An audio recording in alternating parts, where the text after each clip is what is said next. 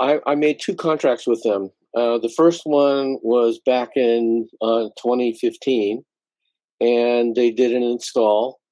And along the way, there's an SGIP program that came along in California where basically CAL FIRE would pay for the cost of batteries, and they contracted through Tesla to do the battery install. And then I decided I wanted to go all electric, and 4 kilowatts wasn't going to cut it. So I looked around, and everybody said, no, you have to go back to Sunrun to get the added whatever. So I went back to Sunrun. They came out, they looked at the property, said, okay, everything looks fine. We signed a contract. Now, the 2 contracts have arbitration clauses in them, so that if there's any issue with the contract, it goes to arbitration. So they came along, and Sunrun came along and decided to do the install, and they did the investigation, and they decided that they wanted to have PG&E turn off my power, replace the main main breaker panel, run conduit all over the outside of my house, and put an inverter right on the front wall of my house next to my front door. I explained to them that there's already a space in the garage for doing this, and you don't have to replace the whatever, and you can do it without all that extra work. And they said, oh, okay. And then this is so long and confusing. So they re-examined the house after that. After first signing the contract, they looked at the house again and they said, oh, there's a battery there. Like they didn't see it when they first came out and looked at it, right? So they said, well, batteries from our old system are too old and we can't hook up with those. I explained to them that it was a brand new Tesla battery. And then they thought about that and they said, oh, we can't hook up when you have a competitor's battery in there. We have to do the install of any battery that you have in your house. And I explained to them that that was not in the contract. And if they have an issue with that, we can, deal with it. So they thought about that some more, and then they came back, and finally, after months and months of hassling over this, they said, wait, we can't do the install anyway, because it turns out that when you had those batteries installed, you violated the original contract. So because you violated this other contract, we're not going to perform on this contract.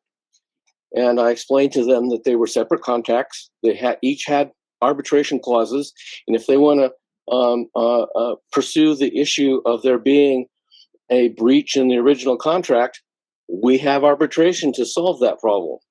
And their response was, we're not going to do it. So after all those months of hassle, I went to find a lawyer. And it took some time, but after about 4 months, I managed to get a lawyer who was willing to take the case. Most of them were either busy or it was something they didn't want to deal with. So I hired a lawyer, and he told them precisely the same thing that I told them. And their response was, we're not going to do it. And so he said, okay, well, we're going to go to arbitration. And then Sunrun said, well, okay, we'll do it. And so when was that? It was this year in May. Yeah. And the 30th of May, they finally came out and did the install. Now, this was more than a full year after they initially contracted to do the thing. They did not get a permit. The original permit expired. So they came and did unpermitted work on my house and expected it to all be okay. I explained to them they have to get a permit. And so we're still running that around because after getting a penalty permit on August 21st, they had the inspector come out and they failed inspection. So now they're having to go and clean up the paperwork and have the inspector come out again to sign off on it. And all of that has to happen before we can go to PG&E and say, okay, we're ready to start producing the NEM2 metering stuff. So I have all of that in a nice little piece of paper that makes it easier to understand than trying to speak it extemporaneously. Perfect resolution is, first, they pay for my lawyer costs.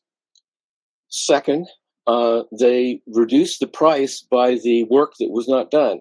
Now, if you remember back at the beginning, I said that they were going to take out my main breaker box, have PG&E come and shut off the house and run conduit all over the place. That's at least $3,000 worth of work.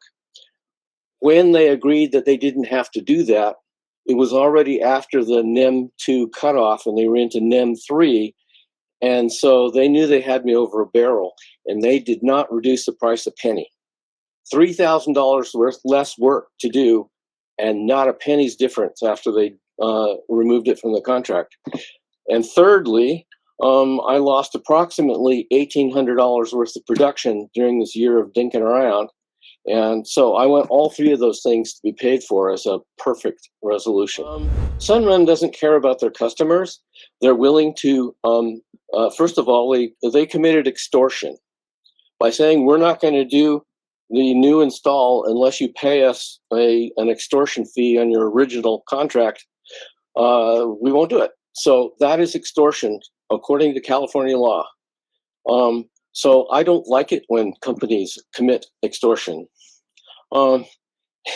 So I think that everyone should know what kind of company Sunrun is.